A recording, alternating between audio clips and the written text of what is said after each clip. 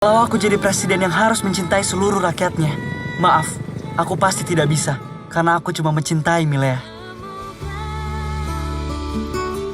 Mau diwakilin apa langsung?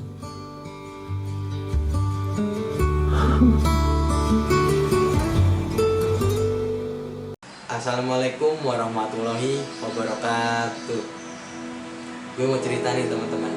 Jadi, gue yang tinggal di kota Tangerang waktu tahun 2019 itu pergi ke kota Bandung. Ngapain? Cuma buat nonton film Dilan 1991. Kenapa gue jauh-jauh nonton film Dilan 1991? Karena pada waktu itu doi gue lagi di Bandung.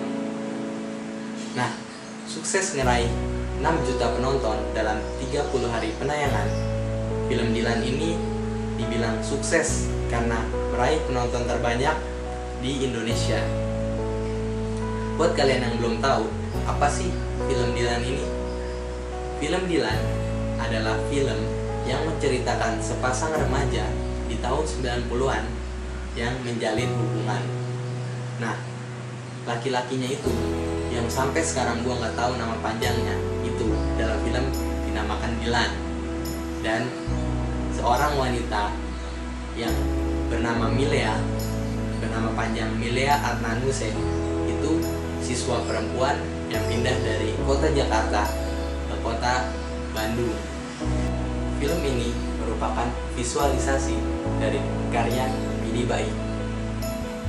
Berbeda dengan Dilan 1990 yang seluruh isi filmnya menceritakan perjuangan Dilan mendekati seorang siswa baru bernama Milea, Dilan 1991 ini lebih banyak diisi oleh konflik-konflik di dalam hubungan Dilan dan hubungan Milea. Konflik inilah yang menurut gue itu membuat kita serasa terlibat di dalamnya. Kayak, kok Dilan kayak gitu sih? Kok Milea kayak gitu sih? Kan gak harus kayak gitu. Menurut gue, kita seperti terlibat di dalamnya. Iya gak sih? Apa gue doang yang ngerasa kayak gitu?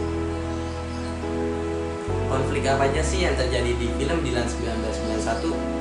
Nah, konfliknya seperti misalnya Milea yang ngelarang Dilan buat ikut-ikutan geng motor karena teman dekatnya Dilan, yaitu Apel, itu meninggal karena diserang oleh sekelompok orang. Itu yang membuat Milea khawatir takut Dilan kenapa-napa. Tapi Dilan yang orangnya emang gak pernah mau dikekang dan pengen Milea ngerti, itu membuat konflik semakin menjadi-jadi sampai akhirnya mereka putus, hubungan mereka selesai. Gak sampai di situ, cerita Dilan 1991 berakhir. Nah, selama mereka putus, itu masih diceritain di film Dilan 1991. Akhirnya mereka melanjutkan kehidupannya masing-masing, di mana Milea kembali ke Jakarta dan kuliah di Universitas Indonesia, dan Dilan sendiri kuliah di ITB dalam cerita itu ya. Nah, pada tahun 1997 mereka nggak sengaja ketemu di sebuah kantor di Jakarta.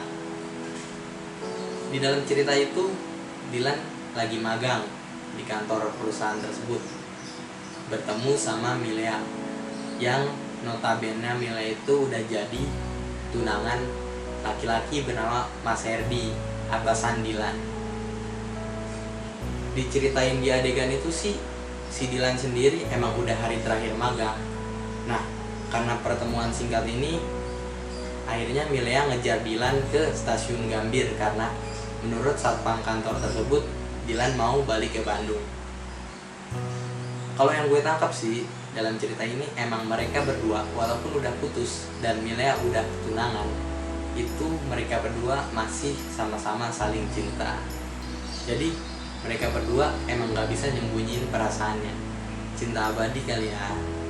Dari sini gue pikir emang banyak sisi positif dan sisi negatif dari film ini.